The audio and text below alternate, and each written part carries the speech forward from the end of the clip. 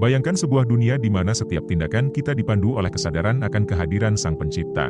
Di mana setiap langkah kita dilandasi oleh nilai-nilai moral yang tinggi, merasa setiap tarikan napas dalam diri merupakan pemberian dari Sang Pencipta, dan setiap perbuatan merupakan kontrol diri yang juga memiliki pertanggungjawaban kepada Sang Pencipta. Ritual sholat merupakan rangkaian ibadah dari salah satu 5 pilar Islam. Tidak hanya berfungsi sebagai ritual harian, tetapi juga sebagai kompas spiritual yang membimbing kita dalam menjalani kehidupan. Ritual sholat bukan hanya sebuah gerakan dan juga ucapan di dalamnya, tetapi mengandung makna dan lindungan dari Sang Pencipta. Namun, pernahkah Anda bertanya-tanya mengapa ada orang yang rajin sholat namun masih terjerumus dalam perbuatan keji dan mungkar? Fenomena ini menimbulkan pertanyaan yang mendalam dan memerlukan refleksi. Apakah sholat yang kita lakukan sudah mencapai tujuan yang sebenarnya? Apakah ritual sholat yang kita lakukan sudah sesuai dengan harapan Sang Pencipta? Apakah sholat kita sudah memberikan dampak pada kehidupan kita? Sholat bukan sekadar rangkaian gerakan dan bacaan, ia adalah dialog intim dengan Sang Pencipta, Allah. Dalam setiap sujud dan doa, kita seharusnya merasakan kedekatan dengannya, yang mampu membersihkan hati dari kotoran dosa dan menguatkan jiwa untuk menolak godaan. Tapi, apa yang terjadi ketika sholat kehilangan esensinya? Apakah mungkin sholat berubah menjadi sekedar rutinitas yang tidak menyentuh jiwa, meninggalkan kita rentan terhadap perilaku yang bertentangan dengan nilai-nilai Islam? Mari kita telusuri lebih dalam bagaimana sholat, sebagai ibadah yang sakral, dapat berfungsi sebagai pencegah perbuatan keji dan mungkar. Serta mengapa pada kenyataannya beberapa orang masih terjebak dalam perilaku yang tidak sesuai dengan ajaran Islam meskipun mereka rajin melaksanakan sholat. Apakah ada yang kurang dalam sholat mereka? Pernahkah kita bertanya apakah sholat sudah mengubah kehidupan kita? Apakah sholat sudah membuat kita pantas untuk menjadi mulia? Video ini akan menggali berbagai faktor yang mungkin mempengaruhi efektivitas sholat dalam membentuk akhlak seorang muslim. Setiap ibadah dan perintah yang Allah turunkan untuk makhluknya memiliki maksud dan tujuan masing-masing. Seperti perintah puasa di bulan Ramadan, di mana Allah menginginkan hambanya yang melakukan ibadah puasa agar menjadi orang yang bertakwa.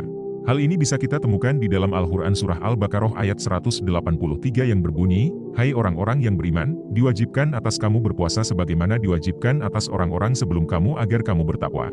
Dalam ayat tersebut sangat jelas bahwa tujuan Allah menyuruh hambanya untuk berpuasa adalah agar menjadi orang yang bertakwa. Begitu juga dengan perintah sholat, di mana Allah berfirman yang artinya, bacalah apa yang telah diwahyukan kepadamu, yaitu kitab, Al-Quran, dan dirikanlah sholat. Sesungguhnya sholat itu mencegah dari perbuatan-perbuatan, keji dan mungkar. Dan sesungguhnya mengingat Allah, sholat adalah lebih besar, keutamaannya dari ibadah-ibadah yang lain. Dan Allah mengetahui apa yang kamu kerjakan. Quran Surat Al-Ankabut ayat 45, di sini juga sangat jelas bahwa tujuan Allah menyuruh umatnya untuk sholat adalah untuk membuat seseorang terhindar dari perbuatan keji dan mungkar.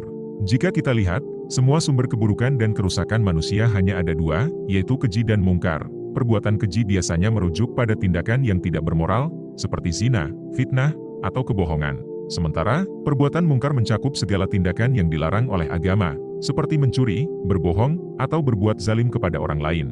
Lalu, kenapa dengan begitu jelasnya perintah sholat serta jaminan dan harapan Allah ketika melakukan sholat tersebut agar bisa terhindar dari perbuatan keji dan mungkar? Tapi dalam kenyataannya orang yang melakukan sholat masih juga terjerumus dalam perbuatan yang dilarang tersebut. Mari kita bahas lebih mendalam dalam video ini. Pertama, karena kurangnya kuat dalam niat. Imam Ghazali menekankan pentingnya niat yang benar dalam sholat. Jika seseorang sholat hanya sebagai formalitas atau rutinitas tanpa niat tulus untuk mendekatkan diri kepada Allah, maka manfaat spiritual sholat tersebut tidak akan dirasakan sepenuhnya. Kadang, dalam segala rutinitas dan apapun yang kita lakukan, kita hanya semangat dan serius ketika kita melakukan itu pertama kalinya atau tidak dilakukan dengan sering. Artinya, ada jarak dan momen tertentu dalam melakukannya. Cenderung orang akan lebih semangat dan melakukannya dengan baik. Tetapi jika pekerjaan atau apapun itu dilakukan terus-menerus atau menjadi rutinitas, cenderung akan lebih disepelekan dan tidak memiliki hal yang menarik untuk mendorong semangat seseorang. Bisa dibuat contoh ketika kita melakukan sholat Idul Fitri atau Idul Adha. Persiapan dan kegembiraan kita dalam melakukan sholat tersebut akan sangat berbeda bila dibandingkan dengan sholat 5 waktu yang kita lakukan sebanyak 5 kali sehari. Dalam hal ini, penting untuk kita selalu menjaga semangat, niat, dan kesungguhan dalam melakukan ibadah sholat 5 waktu agar kita bisa mendapatkan janji Allah dan mendapatkan manfaat dari ibadah yang kita lakukan. Jangan sampai kita melakukan sholat hanya sebatas menggugurkan kewajiban, tetapi kita juga menjadikan sholat tersebut sebagai kebutuhan hidup kita. Harapannya, ketika kita sudah melakukan semua bentuk usaha dan kesungguhan dalam melakukan sholat, kita bisa mendapatkan derajat yang baik dan mendapatkan janji Allah. Ingat, niat ini bukan suatu hal yang abadi.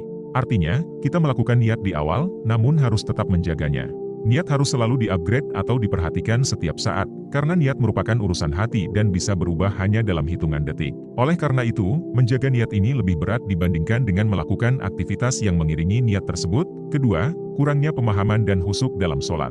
Sholat bukan hanya rangkaian gerakan fisik, melainkan juga membutuhkan kehusyukan dan pemahaman yang mendalam. Ibn Al-Qayyim menjelaskan bahwa sholat yang tidak disertai dengan khusyuk dan pemahaman mengenai maknanya mungkin tidak memberikan efek yang seharusnya dalam mencegah dosa.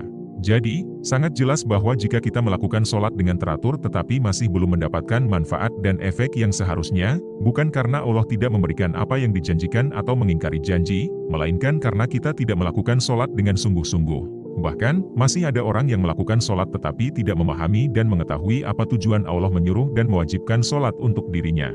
Tentu ini akan sangat berbeda dengan orang yang mengetahui maksud dari sholat, memiliki niat yang kuat untuk mendapatkan maksud tersebut, dan berharap dengan rutinitas sholat tersebut bisa menolong dirinya dari perbuatan keji dan mungkar. Terima kasih. Semoga kita dimudahkan untuk bisa menjaga sholat, niat, dan kesungguhan, karena dengannya kita akan bisa menggapai jaminan yang ditentukan Allah untuk menjadi orang yang terhindar dari perbuatan keji dan mungkar serta akan ditinggikan derajatnya di sisi Allah. Amin. Jangan lupa like dan subscribe, serta tuliskan doa terbaik di kolom komentar untuk teman-teman agar dibantu diaminkan oleh ribuan viewer di channel ini.